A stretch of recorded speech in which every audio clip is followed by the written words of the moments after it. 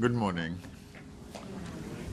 I want to take this opportunity to welcome all representatives from the Ministry of National Security and also the members from the Auditor General's Department, whom we also always welcome.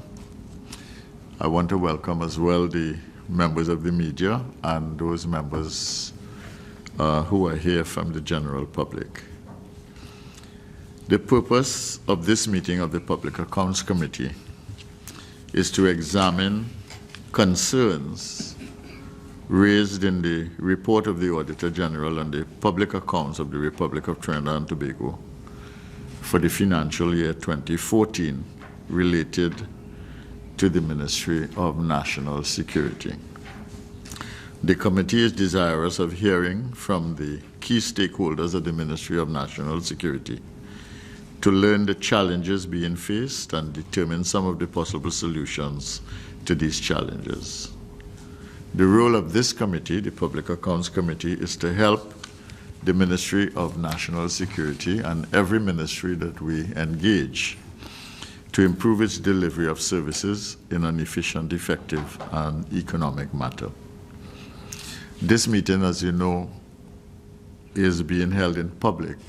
So it is actually live on the Parliament Channel 11. It is also live on Radio 105.5 FM, and it is also on the Parliament's YouTube channel called ParlView. I will ask the members of the Ministry of National Security if you will introduce yourself. So that's the first order of business, and then following that, I will ask the members of the Auditor General's office to also do the same. So the public will have an idea of who is here. I think the public is aware of the members of this committee, but I'll still ask the senators here present and myself, we'll still introduce ourselves.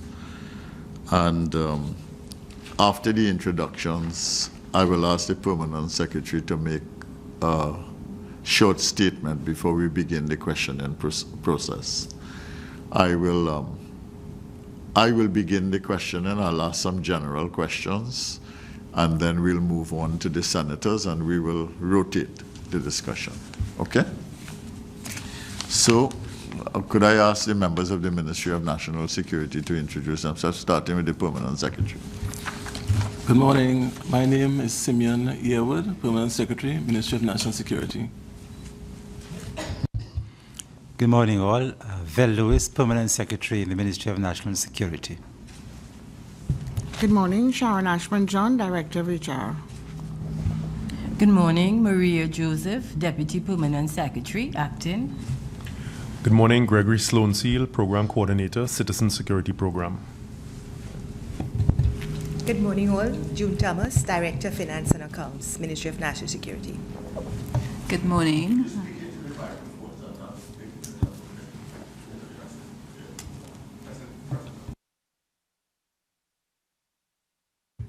Good morning. June Thomas, Director, Finance and Accounts, Ministry of National Security. Good morning. My name is Salisha Mohammed from Internal Audit. Good morning. Patrick Cunningham, Program Manager.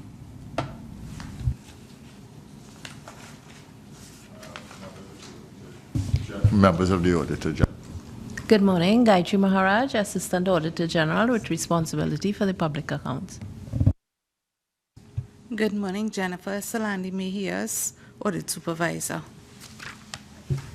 Good morning. Jacqueline Digans, Audit Executive 1. I am Dineshwar Mahabir, Independent Senator. Roger Samuel.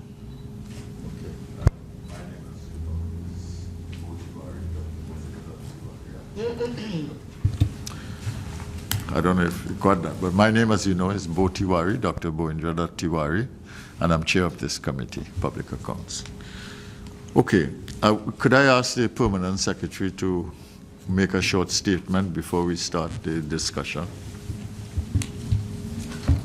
Okay, in terms of the management letter with respect to financial year 2014, I am pleased to advise that one, the recommendations of the Auditor General are being acted upon, and two, in particular, that the internal controls are being improved.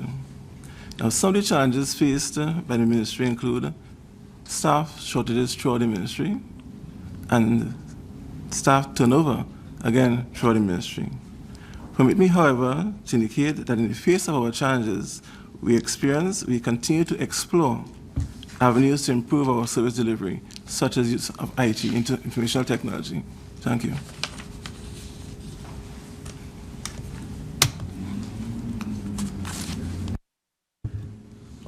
All right, thank you very much for that short report. And we will ask you questions on some of the, well, certainly two of the things that you said that the recommendations are being acted upon based on the management letter, and the deficiencies are being addressed. But I would ask you, first of all, Permanent Secretary, if you could explain so that the public will understand. It's not just us on the Public Accounts Committee. Part of the reason for this committee is to bring the public into an understanding of how their government functions, how they operate, why they do what they do well, and what needs to be improved. So the first question I'm going to ask is, can you explain so that the ordinary citizen understands the structure of the Ministry of National Security? And I'm asking that because I want the public to understand the difference between the civilian administration of the ministry and the military operations of the ministry. At the Ministry of National Security, at the head is a Minister of National Security, the Right Honorable Edmund Dillon, and we have also in the ministry a minister in the ministry, that's Minister Moses.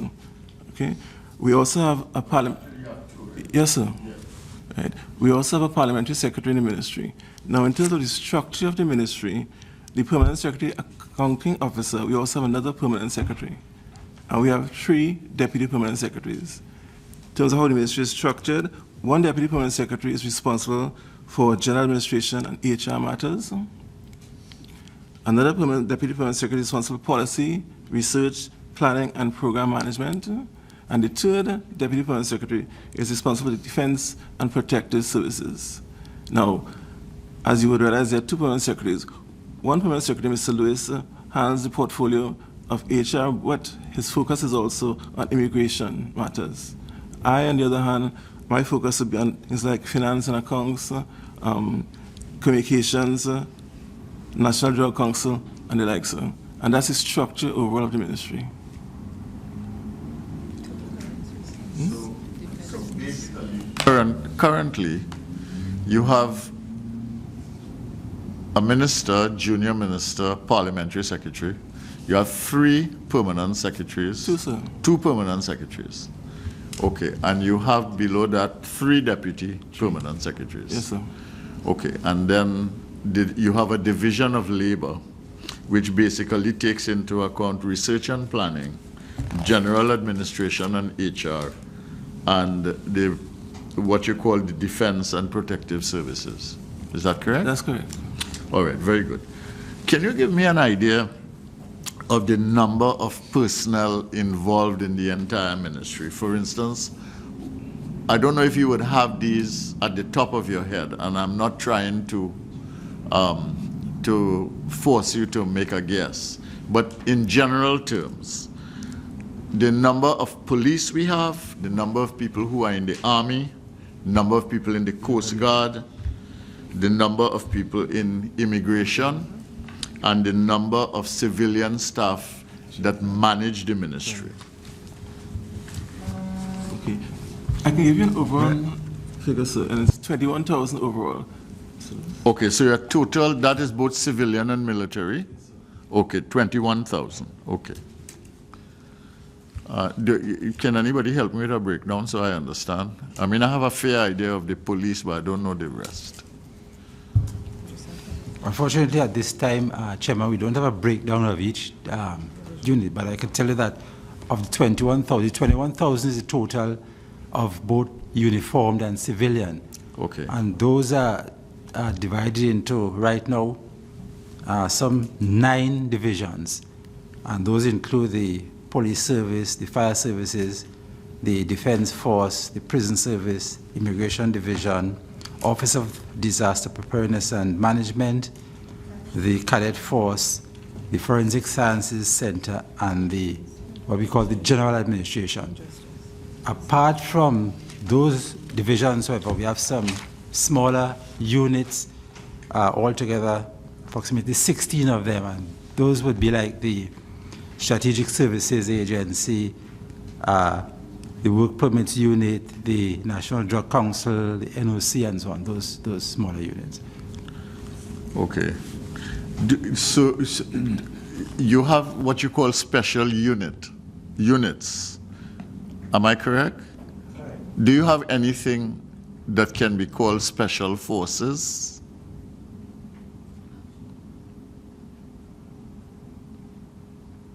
I think the answer to that is no, Chairman. All right. Okay. So you have 9 divisions, and you have 16 what you might call specialized units. Yes. Okay. Now, how is the money managed for each of these units? You have 16 specialized units. You have 9 separate divisions. And of course, you have the accountable officer as the permanent secretary and related staff, with the buck stopping, so to speak, at the permanent secretary. How is the money managed for this? For instance, how is the flow management and the accountability for money, how does it take place in the Ministry of National Security? Chair, I will answer that. Again, this is so that the public will understand what is going on, okay? We'll ask the Director of Finance, but just to say Yes. that in the ministry right now, there are 2 accounting units. One, of course, with what we call the General Administration, that treats with the General Administration, the fire services, the prisons, and so on. Mm-hmm. And the other accounting unit is with the police. The Police Commission is actually an accounting officer, as is the permanent secretary, one of the permanent secretaries. Okay. But the Director of Finance will give you some details of the of how we deal with the money, the spending. Okay. Go ahead. Okay. At the Ministry of National Security, we have the permanent secretary, who is the accounting officer. We have our other permanent secretary, plus we have 3 deputy permanent secretary. Each is given a delegation of authority for expenditure, as well as we have 2 accounting units, one at General Administration and one at the Defense Force. At the Defense Force, at prisons, at fire, and at immigration, we have delegated authority of expenditure, where the heads are authorized to spend up to a certain amount. Beyond those delegation of authority, everything comes to the permanent secretary for approval, either the deputy permanent secretaries or the permanent secretary or the accounting officer. Each division has its own funding, and the heads of those divisions manage the funding, but it's managed through head office, where head office works together with the head of divisions in carrying out the expenditure of the divisions, and as advisors and so. Okay, you need to explain that so I understand it better. Let's say I'm head of the fire service, and you are the permanent secretary. How do I, as head of the fire services, manage my money? And you basically said that there is collaboration to do this between the permanent secretary and the head of division. Explain to me how that works. Okay, the head of the fire services, even though fire service has its own allocation under the 3 sub-items. Yes. 3 subheads, sorry. The fire chief has a delegation of authority of a certain limit. So he can spend up to that certain limit. Beyond that limit, he has to apply to the permanent secretary to get permission to carry out further expenditure. And those expenditures will come through our procurement unit, so we'd have all the processes involved. That explains? Okay. So is the limit the same for all the 9 divisions, or are there different limits? There are different limits. Different limits. Yeah. Okay. But there is a point in the limit when the division has to make a request to the permanent secretary for permission. Yes, sir. Okay. So procurement is handled not by a unit, but by the ministry. Is that correct? No, we have individual procurement units in the ministry that would attend to the limit, that is set within the limit of the heads of division. Anything above that comes to the head office. Central unit, central procurement services. Okay, I understand. So would you say that accountability in the ministry is effective based on your history and experience? Most of the time it is, yes. There are some instances where it may not be as effective as we want it to be, but most of the time it is. Okay, because, I mean, there are notes from the Auditor General which suggest that there are discrepancies in terms of what is reported, what exists, different units, etc. And my colleagues will no doubt raise some of those issues. Now, in all of this, where is the PS, given that you have such division of labor, given that you have decentralized procurement as well as centralized procurement, given that you have decentralized accounting to some extent based on the limits, and then central accounting for which the permanent secretary is accountable. How is the permanent secretary located in this, and how comfortable is the permanent secretary in this situation?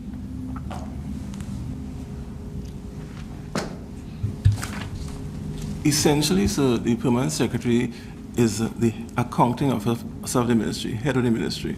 And in that regard, I, being the permanent secretary, rely heavily on the 3 deputy permanent secretaries and the other permanent secretary to give me information, analysis, reports that I can work with. In terms of the financing, I rely quite a lot on the Director of Finance and Accounts to assist me. Okay. Is accountability made more difficult? Is it affected by the fact that you have what are essentially military units accountable to military heads and civilians like yourself in charge of administration? Does that make it any more difficult? Is it a problem? Is it an issue? Or would you care to comment on it? I can comment, sir. I have been at the ministry for a short space of time, but I have not found any challenges. It's a question of how you relate to people, how you work with them. And so far, I've had no problems. Okay, so you, from your short experience, you don't see a problem, you don't see any formidable challenges? Not at this point, sir. All right. Senator Mahabir. Thank you very much, Mr. Chairman. There are issues I would like to raise with respect to the 2014 Auditor General's report. However, the chairman raised, in my mind, a very important subject, and that is the subject of procurement. And I needed to get clear as well with respect to the policies you have in place to ensure that the public is getting correct value for money. I notice in your response with respect to, say, border protection, you indicated that there was a commencement of the procurement of coastal patrol vessels. And the question I want to pose is this: since we need to secure our borders, there are options available for us. We have the options of light aircrafts, we can use helicopters, we can use drones, we can use the blimp, we can use the offshore patrol vessels. Military hardware, or hardware of that nature, tends to be extremely expensive. Do you have in the ministry at your level, the administrative arm, where you set the policy, a system where you undertake a rigorous cost-benefit analysis of the options available so that when you do decide to undertake a particular purchase, that at the time is the best possible purchase to ensure that the national security of Trinidad and Tobago is protected.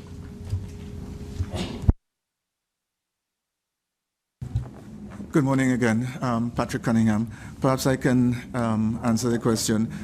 What the ministry does in terms of procurement, in the planning of procurement, is to determine what are the best resources to make the decisions concerning the major asset procurements.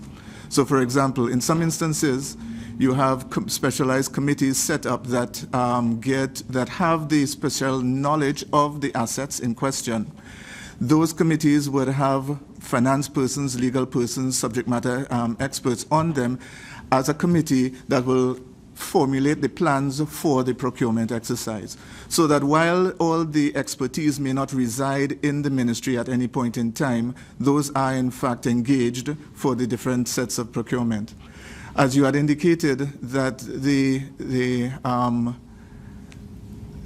network and the various assets that are required would be either military assets, they may be coastal assets, they may be aerodromes, they may be of different types.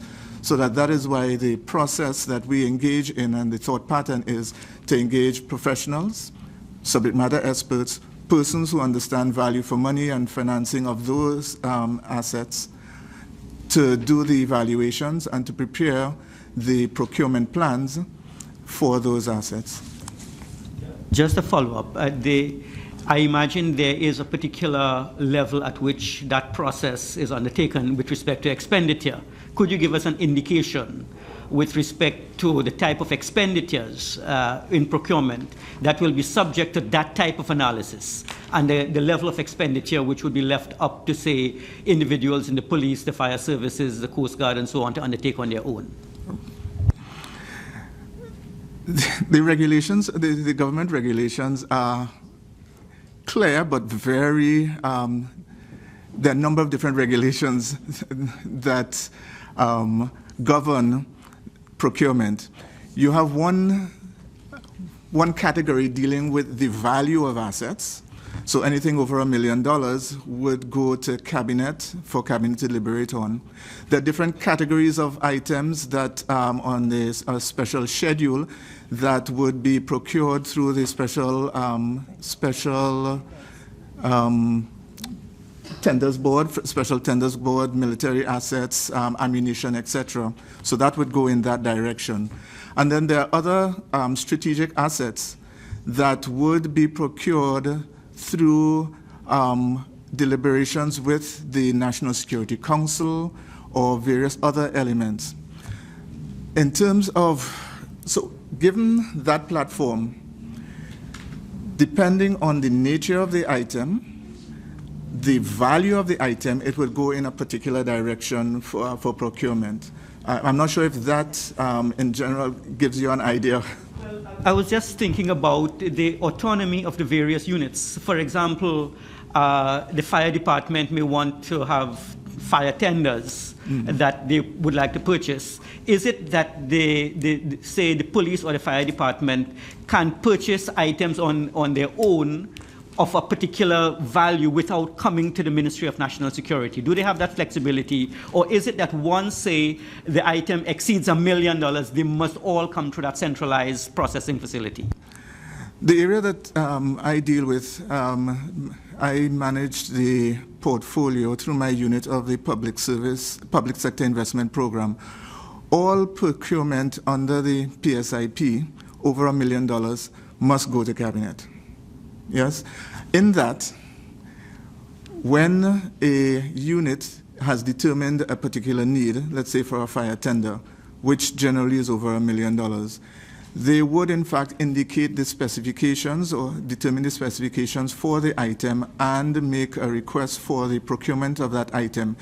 That request would be, in a sense, a generic request. It will have to satisfy the requirements of the same CTB requirements, etc., so that they would, in that instance, make that request. They're not determining the procurement themselves, but they make a request and it goes out to public tender if that is appropriate, or selective tender depending on the circumstance. Final question, Mr. Chair, on this issue. Just to clarify in my own mind, before we get to the Auditor General issues, suppose the military, purely hypothetical, says to the Ministry of National Security that in addition to the coastal patrol vessels that they would like to secure in order to protect our borders, they would like to get a few helicopters to go with this. Who makes the decision at the Ministry of National Security on whether the helicopters that they request, so the commandants and the people in the know in the Coast Guard say we need to get this or a few light aircrafts, who in the ministry or which department assesses the request that this really is a genuine and legitimate need and we will obtain the financing for you, we will put it in the budget so that the Minister of Finance can approve it? Who makes that decision?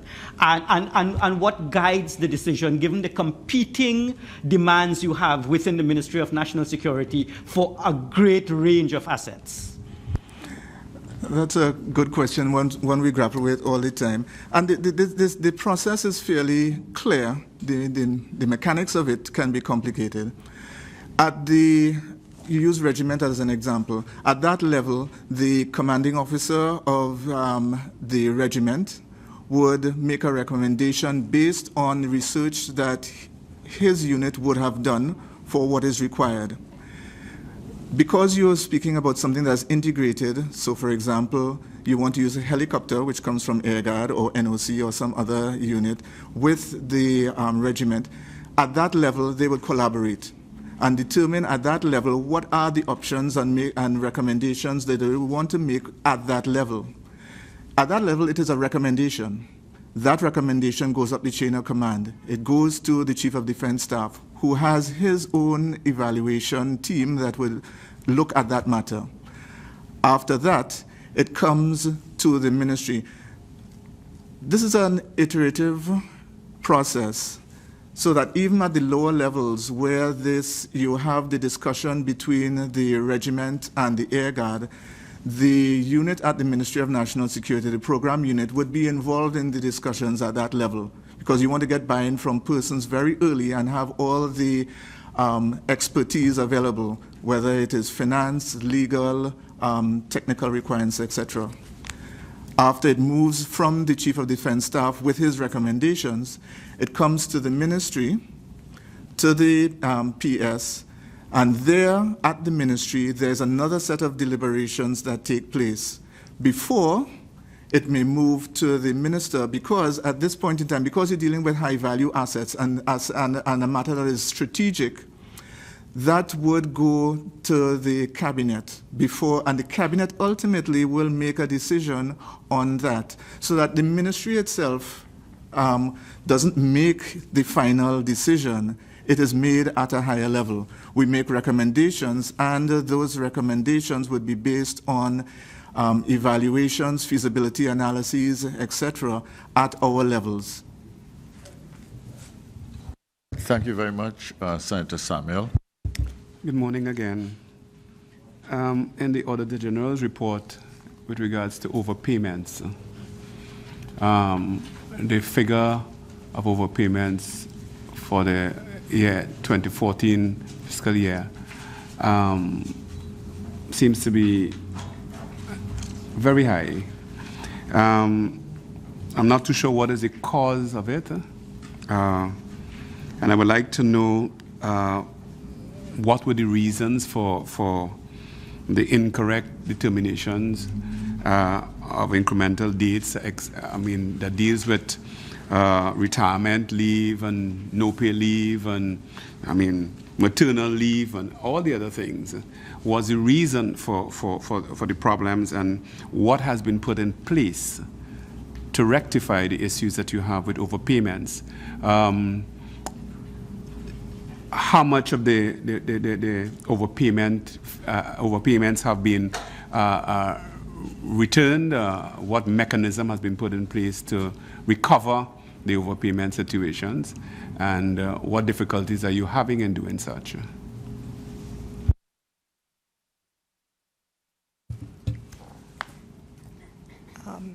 The Ministry of National Security is a very large ministry. We have, as was indicated by PS earlier, we have military divisions, we have civilian divisions. And because of the large number of personnel we deal with, that is one area where we have, that contributes to our overpayments. However, what happens what factors arise to the overpayment is that we have to get information. So when somebody has, for example, the classes that arise to overpayment is overpayment of classification of extended sick leave. Somebody exhausts their sick leave, you have to wait until the person will get paid. You have to wait until that classification is, that sick leave is classified before you can determine whether it's a no pay or whether it's full pay or half pay. So that's an overpayment, that will arise as an overpayment there. Another factor is because of extended sick leave, incremental points sometimes are wrongly classified. So somebody may be getting paid at one point. When you do the analysis, you realize that they should be getting at a different point, and there another overpayment arises. Also, people members of staff going on vacation leave or so may get allowances while they are working. However, when they go on vacation leave, these allowances should be stopped. But the communication between HR department and the accounts department sometimes is not on a timely basis, and there you have overpayment arising again. And finally, our IRIS system that we operate with, there's a close-off date on IRIS system. Once that date has been achieved, and even though you discover an overpayment, you cannot do anything to correct that issue. You have to allow it to go on. So that also contributes to overpayment. The way how we recover overpayment is that once an overpayment has been recovered, there's a process that has to go through, that has to be done. You have to inform the officer. You have to get from the officer a proposal as to how he's going to repay that overpayment. That takes some time. Then we have to send that overpayment report to the Comptroller of Accounts, and we'll discuss the repayment terms. And in the interim, the ministry will take the proposal from the officer and start deducting the money to recover the overpayment. So it's a long process. Yeah. Let's talk about how effective it has been. It has not been as effective as we would want it to be, because the information does not reach us in a timely manner.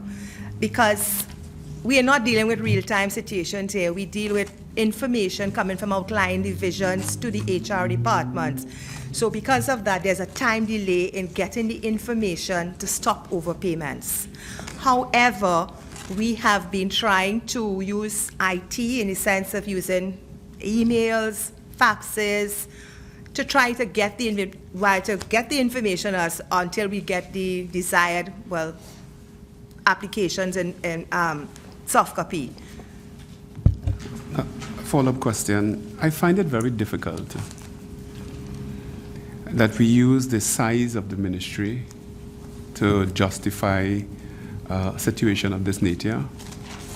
And I say that because there are conglomerates in the private sector that do not experience the same problems that you're experiencing. Their checks and balances are up to date. Their record keeping is up to date. They know who's going on leave, when they're going on leave, when their traveling has to be suspended until they return on leave. And the private sector does it. And when you look at the records per year from the Auditor General's reports, 2013, 2012, you're going backward, it's a recurring decimal. And it means that we are not getting better at dealing with situations of this nature.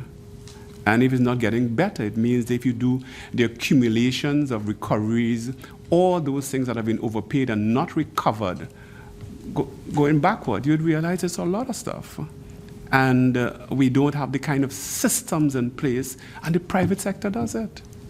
And probably we need to learn from the private sector as to how the conglomerates are operating in that manner, and they're able to reduce significantly these kind of situations that are happening. What is in plan? What is in place? What are you putting in place to deal with it? How are you planning to deal with it? Mr. Vice Chair, private sector, public sector operates in two different environments. I agree, but at the end of the day, we have to follow the financial regulations in recovery of our overpayments, and that step must be done. We are recovering based on the officer's proposal to repay, and we recover on a monthly basis once we get that proposal. It is not as effective as we would like it to be, but we are working on the system to try to be more effective. And is it a fact, have you put in place the mechanisms to ensure that the slip-ups don't happen? Because if you don't have the slip-ups, then you don't have the recovery. You won't have the problem with recovery.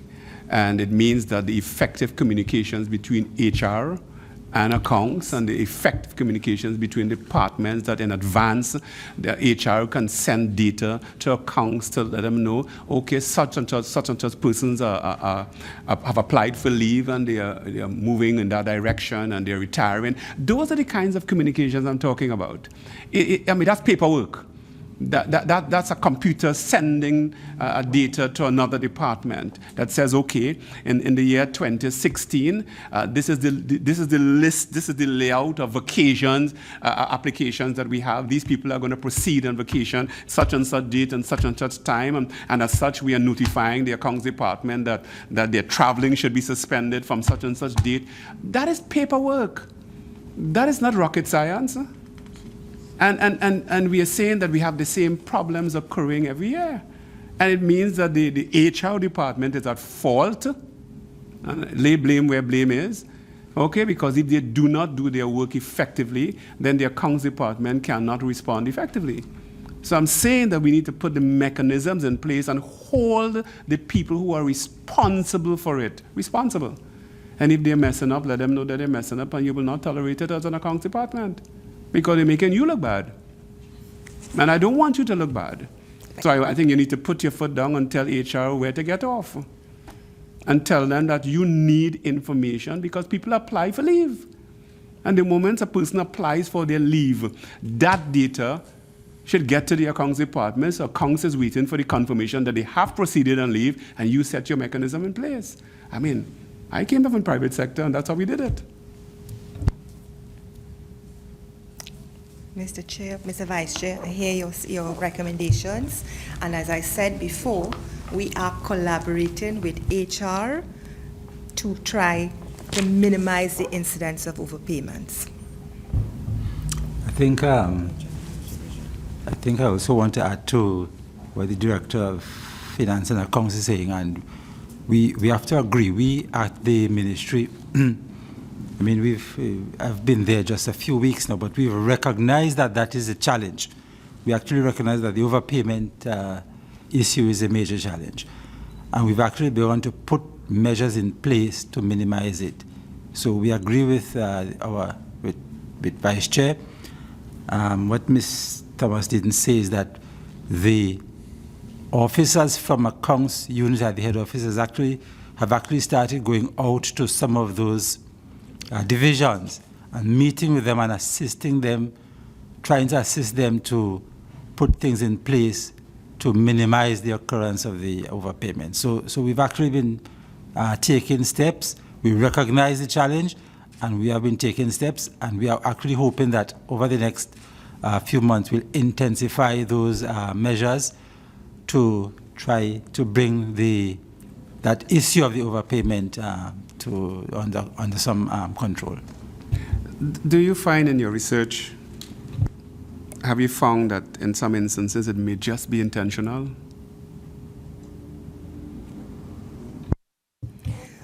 As I said before, with the IRIS system, officers sometimes are aware when the system closes off.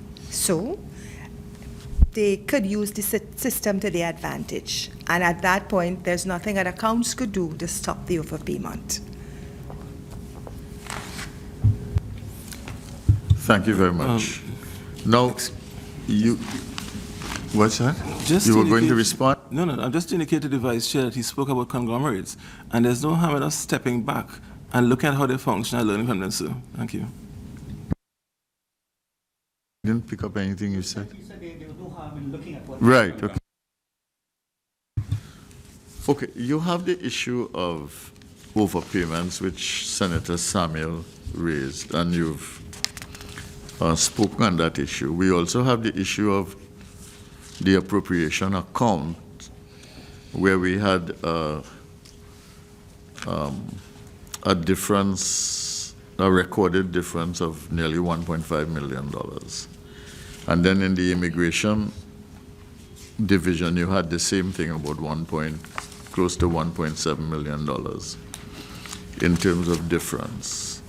So, I mean, and then you have a situation in which, on your own admission, in terms of your response to the written questions, the internal audit system in the ministry is quite weak. Now, when the permanent secretary gave his short report, he indicated that the issues raised in the management letter are being addressed and that some of the deficiencies are being addressed, identified are being addressed. Can you say that now in 2016 things are better than they were based on this 2014 report?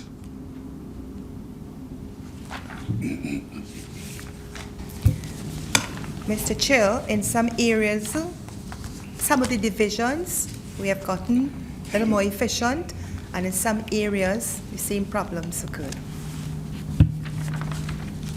Okay. Could I ask the Auditor General's department to comment on what they have heard so far in these areas? Yeah.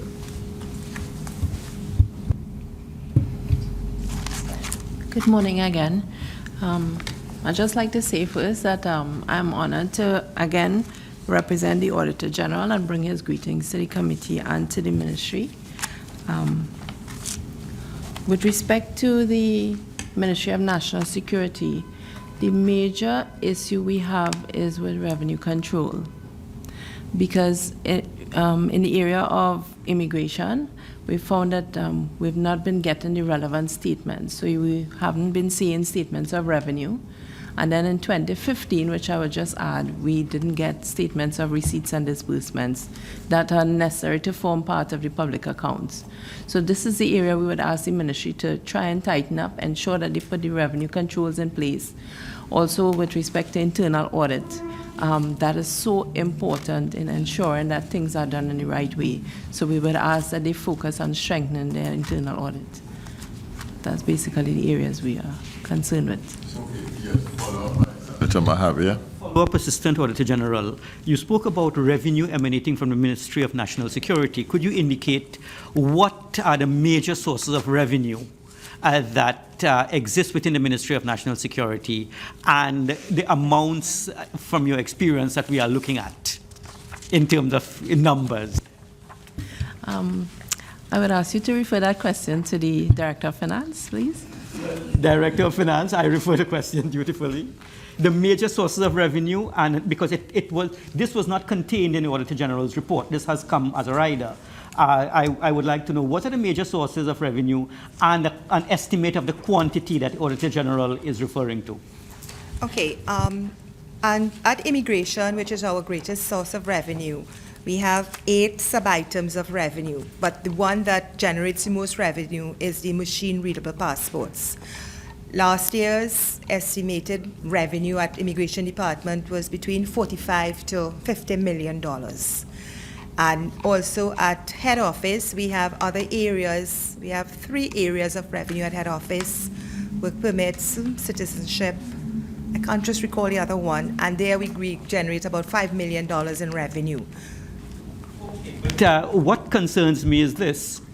Every item of revenue that you referred to has to be documented. For example, every passport issued has to have a number. every permit issue must have some identification document. Is it that you're finding it difficult to simply compile the number of documents to indicate that these are the passports we have issued, these are the permits we have issued, and therefore these are the receipts? It appears to me one of the simplest estimates to do.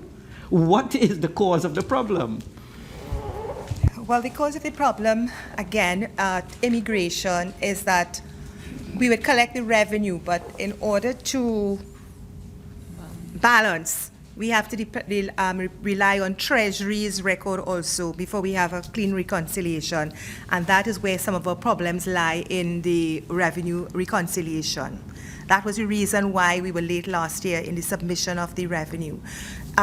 Immigration collects revenue from all sections. We have missions abroad, we have divisions within Trinidad and Tobago, and we have at the ports, and so the different items of revenue, we collect it, and the reconciliation problem is where we are having. Okay, again, your relationship with Treasury, because you are saying that the Ministry of National Security actually collects the funds. What is the role of Treasury in all of this to cause reconciliation problems? Treasury, at the end of each financial year, the records of the Ministry of National Security must be balanced with those of the Comptroller of Accounts, that's Treasury Division. So they would generate, when the information is generated on the Treasury cards, Treasury would say to us, okay, according to their records, this is X amount of money was collected onto each revenue item. On our books, we would say that this is the amount that we would have collected, so we have to reconcile those. What happens sometimes that we would find is that for some reason, other deposit goes into those accounts apart from immigration revenue. So now you have to reconcile that and get it out of your books. And sometimes that is the problems that we are having. I change the tone a little bit and ask you something. You have a number of, based on the written questions that we posed to you, you have a number of achievements for 2012 to 2014, things that you did that were of a constructive nature in advancing the role of the Ministry of National Security. But in terms of formation of the specialized agencies, you have the establishment of the counter-trafficking unit. Does that still exist and function, and how many people are involved in that unit?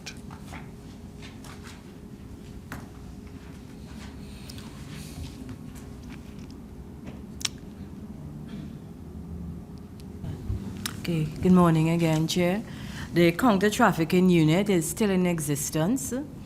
The membership of that unit approximately is about 8 or 9 thus far.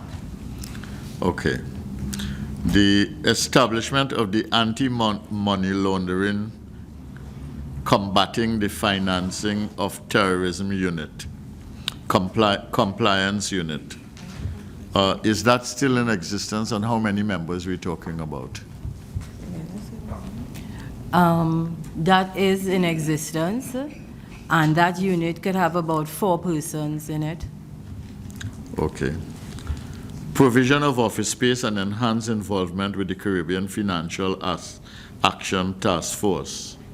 That is CFATF, which has to do with the money laundering monitoring provision. Is that still in existence, and how many people are involved in that? Yes. CFAT.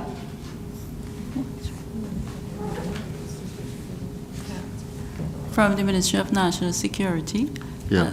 There are 2 members. We have Camille Rennie, who is the Director of Anti-Money Laundering, and myself as one of the members in the BAC. Okay, could I follow up on these questions, because the counter-trafficking unit is limited to the Ministry of National Security, so that unit of 8 would be the total manpower capability that you have for that unit, right, in the country. Am I correct?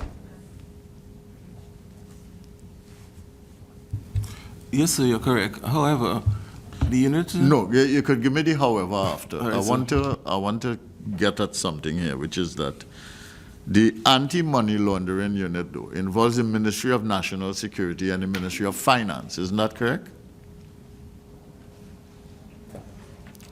Is there a collaborative relationship between these two entities? You have 4 members. Do you have any idea how many people are in the Ministry of Finance or are involved in the Ministry of Finance? Or is it national security alone? I'm asking. CFATIF belongs to the... No, not CFATIF. Okay. The anti-money laundering unit, which is, and I think I remember that an element of that is in the Ministry of National Security, and an element of that would be in finance. The anti-money laundering unit falls under the purview of the Ministry of National Security. Okay, there's nothing that you have no collaborative relationship between the Ministry of Finance and yes, yourself? Yes, sir, we do. Through CFATIF. So that is where the collaboration comes in. So am I correct in saying that the total number of 4 for the anti-money laundering, combating the financing of terrorism unit, compliance unit, the total manpower capability for Trinidad and Tobago is 4? At present. Okay. And then with the CFATIF, you have 2. And when you collaborate with the Ministry of Finance, what does the total manpower capability for Trinidad and Tobago become? Excuse me, sir. Our section of the anti-money laundering is the policy part. Yes. Right? Okay. And the Ministry of Finance has the operational part. Okay, so they carry out the operational requirements. Yes. And do you have any idea how many are involved there? You wouldn't mean, it's unfair to ask you. No, sorry. Right, okay. All right. All I would say by way of comment is that given what these things represent in our time, I think these units are grossly undermanned. And I have not even asked a question about the capacity and capability of the individuals and the technical competence that is required for this kind of job. And I think that puts our country in a very, very risky position, given what is happening in today's world, and given all the things that can possibly happen in a little country like Trinidad and Tobago. So I simply mention that because I think it's a matter that the public should be aware of, and it's a matter that you, as the Ministry of National Security, should take seriously, and it is something that needs to be addressed. Okay? You wanted to follow up? Yes. Yes. Yeah. Why don't you go ahead? Again, the chair raised a very interesting issue with respect to the counter-trafficking unit and the other agencies. And I know there is the existence of the Financial Intelligence Unit in Trinidad and Tobago. I was under the impression that they also did some of these things. Do you have any collaborative effort between these agencies and the FIU? Because, you see, in a recent debate in Parliament, we were told that there are silos. A number of agencies in the country possess information and there is little or no sharing. Do your individuals, your technical officers, relate to the FIU so that we can have full and complete information on trafficking and money laundering and so on?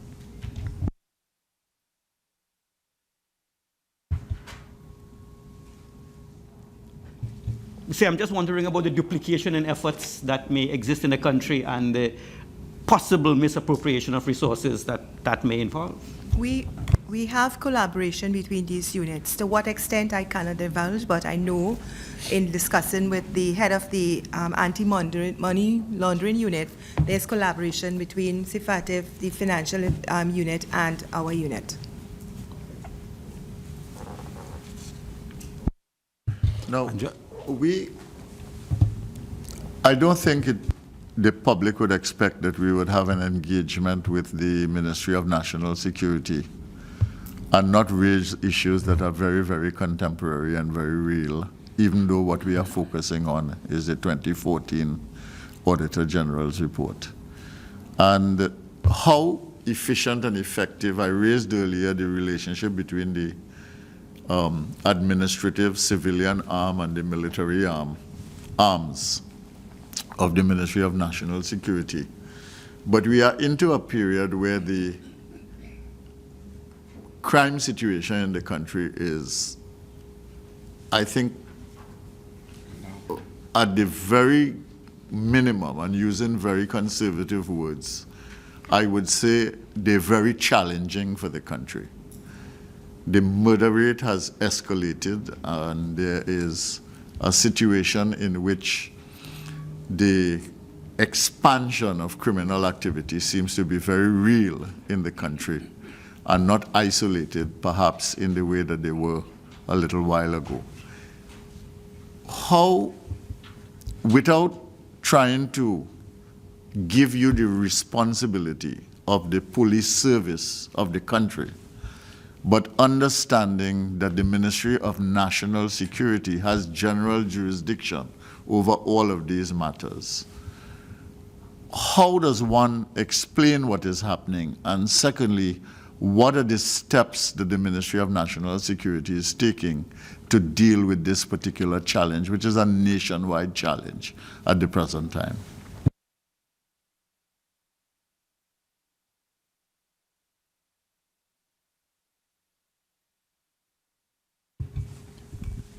Okay, good morning. Gregory Sloan Seal, Citizen Security Program. Well, I can say the Citizen Security Program is a program that's been implementing since 2008, okay?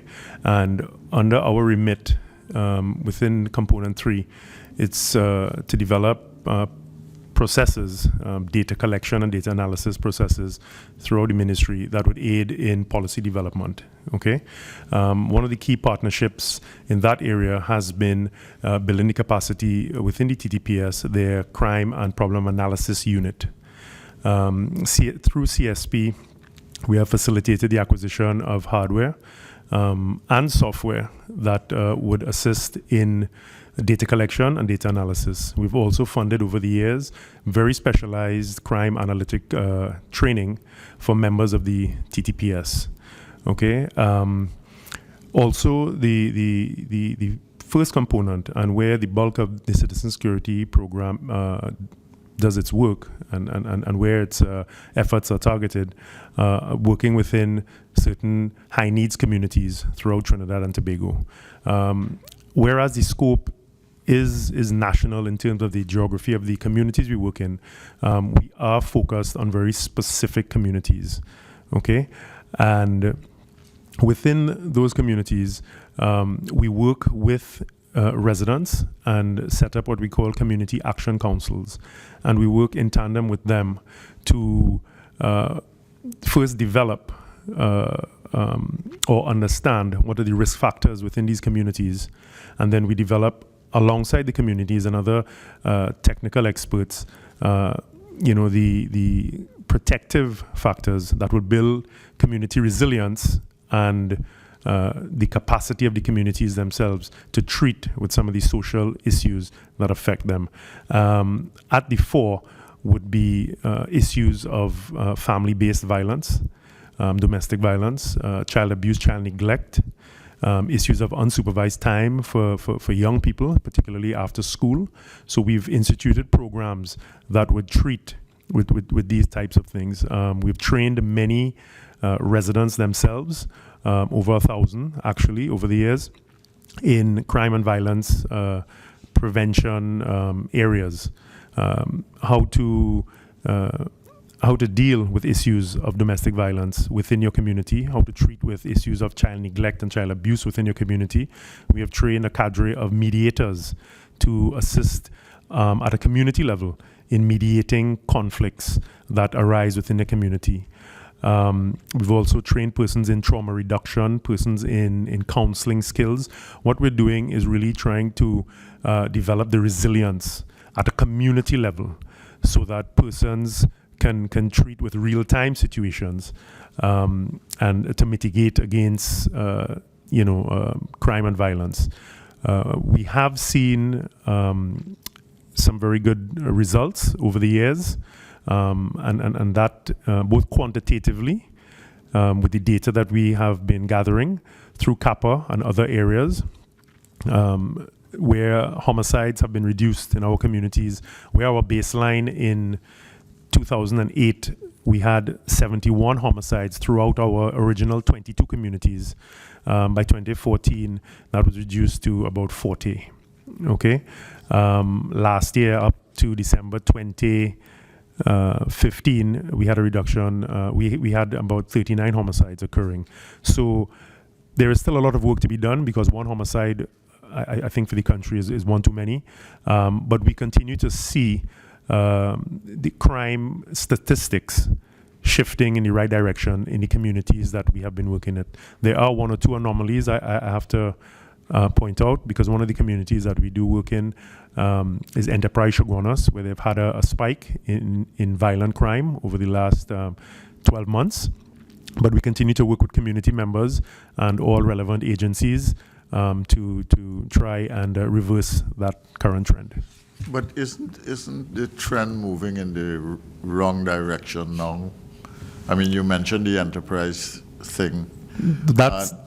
Sorry. But it's not just the enterprise. I mean, aren't we seeing, I mean, you had a reduction in 2014, 2015 seems to be within reasonable, at least moving in the right direction. Don't you have a reverse of that position now? And what is the reason? Why are we seeing that? Do you know? Can you offer a suggestion? Well, within CSP partner communities, we continue to stabilize or reduce homicides and so forth. So on the national scale, where a lot of the crime are taking place now, especially violent crime, outside of CSP partner communities, to be quite honest. And you don't have an explanation or suggestion of an explanation for it? Nothing definitive that I would want to share with the public at this time. Could I ask something just before I go on to my colleagues of the Planning and Policy Department that you mentioned? Does the Planning and Policy Department of the Ministry of National Security have any input into what is done in terms of strategy and execution by the law enforcement agencies of this country?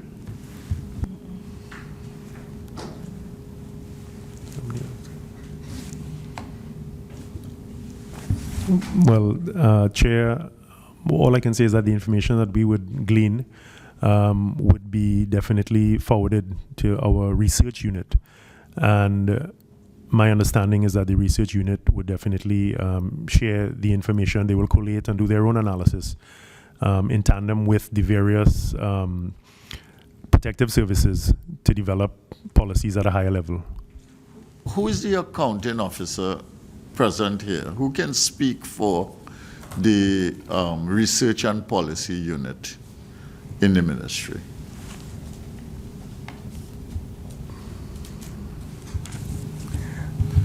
Perhaps I can shed some light on, in terms of the policy area, the ministry has a unit called the Office of Law Enforcement Policy.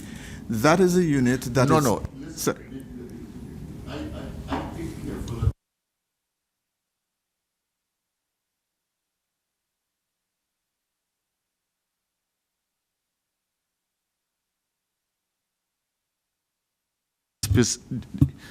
When the permanent secretary made his submission, he said that there was a specific division of labor in the ministry, in which one of the divisions of labor identified was research and policy. Am I correct? Yes. So I am asking, basically, what does that research and policy unit do, and what is their input into the process that eventually leads to strategic decisions and execution? And from Mr. Sloan, what I heard was that the work that he does in relation to the CSP is fed into the research division, but he cannot account for what happens thereafter. So I want to see what are the links that are involved. As I said, I listen very carefully, I pay attention, and I want to help to solve whatever problems there are.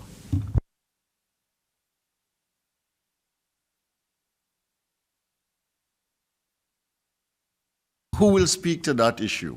In other words, who will speak to the issue of the research and policy division and how they function?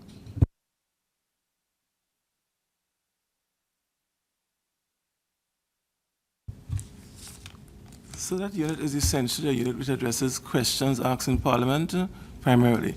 It's not one that does research in terms of crime and criminology. Who does the research? How do you, I mean, you have crime statistics, right? You have how many murders are committed, you have how many serious crimes and so on.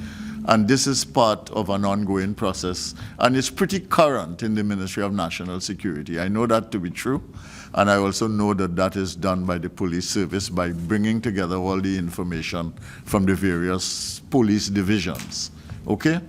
But I mean, how, on the basis of that, do you get to the point of what is your policy, what is your strategy, what are you going to execute this week, where are you going to execute it, how do you coordinate these things if things are happening where you have crimes going down up to 2015 but moving up in murders in 2016? How do you make decisions about that? And I know that this is not your decision. I'm not trying to put you on the spot. I'm not trying to berate you as public servants for coming up with an answer. What I'm trying to understand is how does the process work between what the ministry does and how the military arms of the Ministry of National Security do their work? In terms of the military arms of the unit ministry, sir, what happens is at the executive level, that's the minister and the deputy permanent secretary responsible for protective services. They will meet and interact, get data from the protective services, and from that, they distill what is policy. And the policy right now is in keeping a cabinet decision for an action plan for 1 year to be utilized. So it's difficult to disclose any more information at this point. So this is a very important piece of information. So the decision about policy, strategy, and execution derives from cabinet decision-making? Primarily so, yes. Thank you very much. In your reply to the questions on your the question on your strategic plan, your answer said that the ministry is presently revisiting a strategic plan, and we understand because there are several factors that are changing around us. International factors, regional and local situations are changing around us from a security standpoint. But as you review your strategic plan, there would have been key performance indicator mechanisms in place, because you cannot review something without having these key indicators in place, set in place to measure the operations, to measure the strategies of the ministry. So there must be that. And not only that, the targets that were set out previously in your strategic plan, what mechanisms were used to measure the success rate of those targets and goals. And if so, and if you have that kind of information, the question I would like to ask is if the ministry itself have an information system to facilitate measuring actual performance versus stated goals.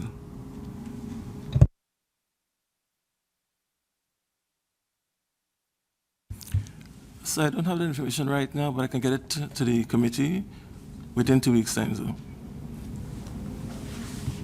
So you're saying that the ministry has an information system to facilitate measuring actual performances versus stated goals? Yes, sir.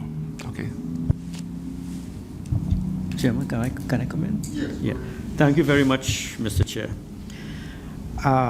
Again, looking at the purpose of the Ministry of National Security. We spend large sums of money, billions every year. The Parliament appropriates that. And there is a view that the more we spend, the more secure the nation will be.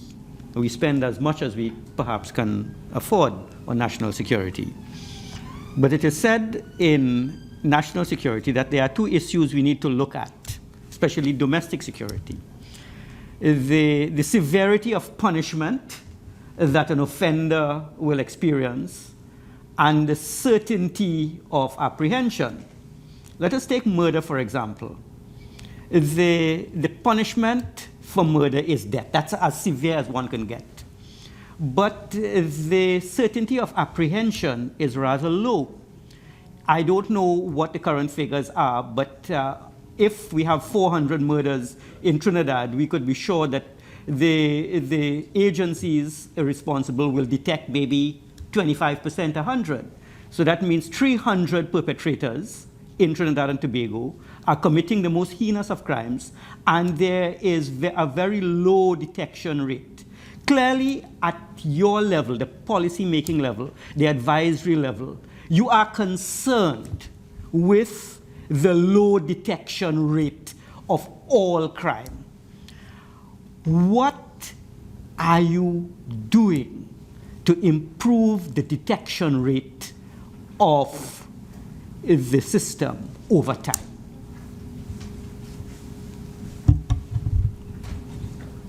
Well, in fairness to the public servants who are here present, the Permanent Secretary and team, as you know, there is a separate allocation for the Commissioner of Police.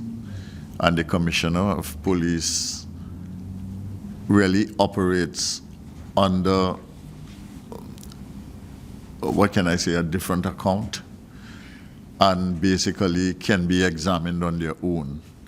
And I feel that the issue such as detection rates and how they spend their money and get results, etc., I think in fairness to them, we can ask them general questions because they are the administrative arm of the Ministry of National Security. But I think the specifics of things like that on the criminal front, I think it would be a little too much to ask them as Permanent Secretary and members of the civilian staff of the Ministry of National Security. When I asked the question to clarify about the research and policy, I wanted to find out what was the connection, and then to see if there was if there was a chain, then if there was a link between what the civilian arm does in terms of research and what the military execution arm did in terms of execution planning, etc. And we got the appropriate answer for that. So I don't think we should press them further on this matter. Yes. On that, and yes. That is with respect to the execution arm, which would be the police, but the overall overarching strategic arm, there would have to be concerns at the level of your administrators that you do need to show certain outputs over the course of a year for the monies which are being spent. Is that something that occupies your attention, or do you leave it entirely for the responsibility of, say, the police to discharge its functions on, say, the detection rate in crime? Do you have any input at all there?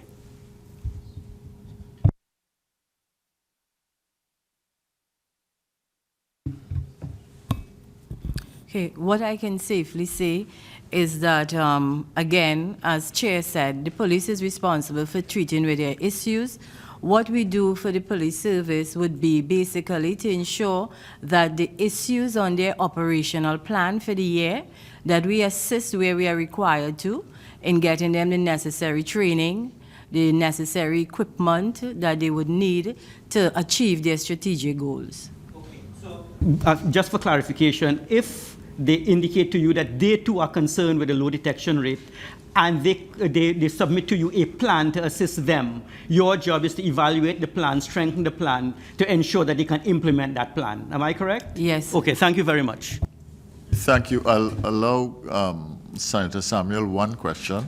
then I would ask the Auditor General's department if they would make any final comments about their expectations of the Ministry of National Security for improvement, and then we'll bring the meeting to a close. Okay? I have an easy question, but it's a common question, and that's the issue. It pertains to pension and leave. From ministry to ministry, public servants who have retired are having tremendous difficulties in having their remunerations, their pensions activated in the timely manner it should be activated.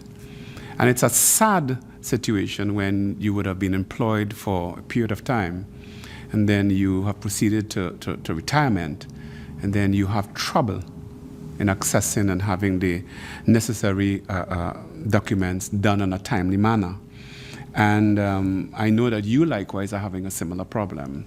My question is, knowing that you have problems with that and you have had it over the many years, what mechanisms have you implemented to improve the situation?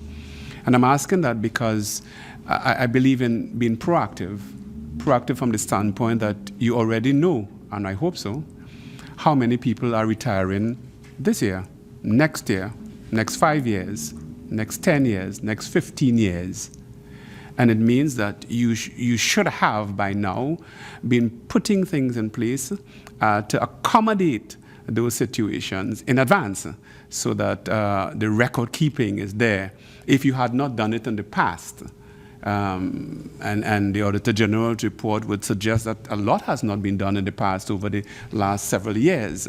But from here on, you should already know how many people are retiring next year, the year after. And if so, what mechanisms have you been putting in place to ensure that the records are up to date and that as soon as that person proceeds on retirement, that the necessary data and documentation is in place for a speedy implementation of the person's pension? What have you done? If I were to ask, how many people are retiring in 5 years from the ministry? Thank you, Mr. Chairman, to you and to the Vice Chairman. I think it's a good question, and certainly with respect to all the hard-working people at the Ministry of National Security, is something that we really want to see in place effectively. We may not have at this point the actual figures, but I'd ask the Director of HR to give you some idea as to where we are with respect to pension and leave. Thank you, Mr. Vice Chairman. At the Ministry General Administration, we have a dedicated pension and leave section, although it's not fully staffed. We, for the next 5 years, we have a listing and we have all the pension and leaves up to date. Issues that we face sometimes getting information from other ministries, so that stymies our preparations. So we have an ongoing collaboration with all ministries to get the information in a timely manner so that we can prepare the pension and leave of officers. We have a listing of persons that will be retiring within the next 5 years, so we are working with that list so far. And I'm thankful for that question, for that answer. And the reason I'm thankful is because some of you that are sitting there might be retiring likewise, and I do not want you to experience what the normal public servant experiences, and I'm hoping that you will work tremendously hard to ensure that it is dealt with effectively. So I'm thanking you for the answer. Great. Thank you very much. Ms. Maraj, if you would indicate to them what your expectations would be for 2016 and what you would like very much to see corrected to enhance the accounts of the Ministry of National Security. Thank you, Chair. As I mentioned before, the main issues we found were the weaknesses in the revenue control and reporting, and also internal audit. So we would like to ask that special attention be paid in these areas. And also, seeing that the ministry is now has an expanded mandate because the Ministry of Justice has been included, The Auditor General reported in 2015 a number of concerns with respect to the Ministry of Justice and the lack of access to records and our inability to get into the prison to do our audit. And we'd like to ask that the ministry ensure that that proper arrangements are made for the audit to be done, that all the documents are made available, and also that seeing that they have this expanded mandate, could they please pay attention to the accounting that goes along with it and ensure that all internal controls are in place, regulations are being followed and all of that. Can I get from the Permanent Secretary and his staff that you have heard what the Auditor General says through his deputy? Yes, sir, we have heard and we will be taking action. All right, then. Thank you very, very much. Before I close, I just want to indicate that there's just one item I would like for this committee from the Ministry of National Security, which is a breakdown of the 21,000 staff on the basis of the 9 divisions and the 16 units, and the distinction made between permanent and contract employees in the Ministry of National Security. If we can have that, what would you think is a reasonable time for us to get that information? Because we would like to take that into account in writing the reports and the recommendations that we have to take to Parliament. I will work with your time if it's reasonable.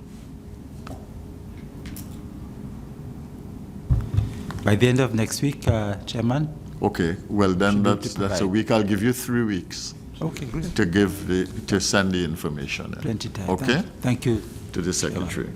I want to close this meeting. I want to thank you very much, Permanent Secretary, members of staff of the Ministry of National Security, for your cooperative approach and for trying to answer the questions to the best of your ability.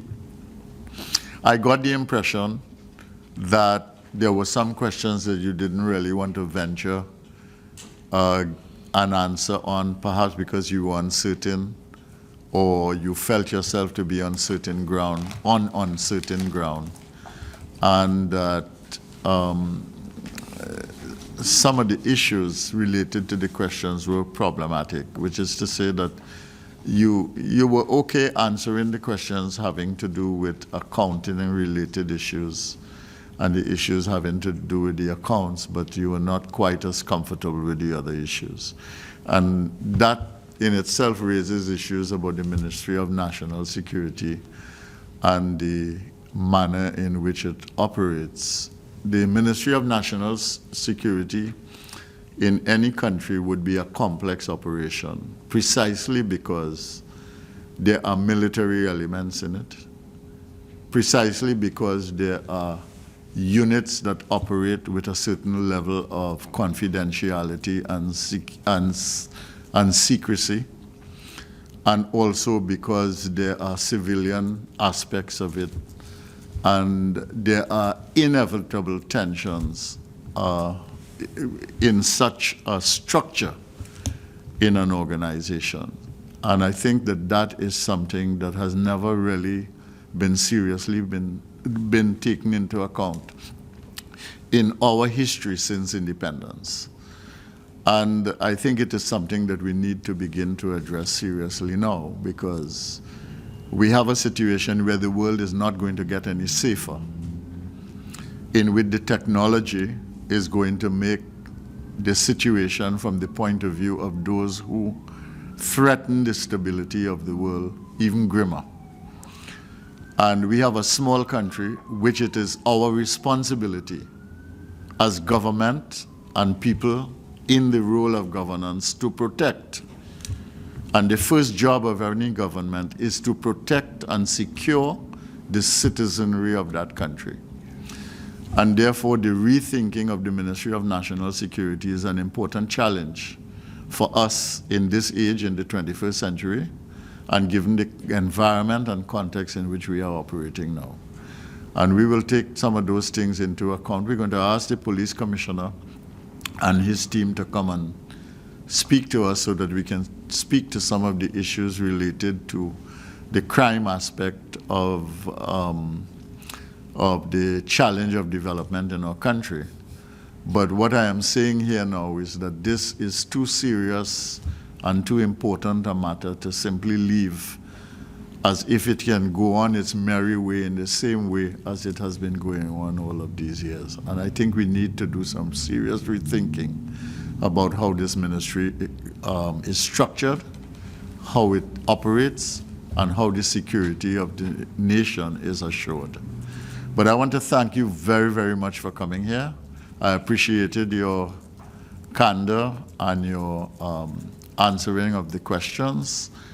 I sympathize with your situation where you were not able to answer perhaps as freely as you might have liked.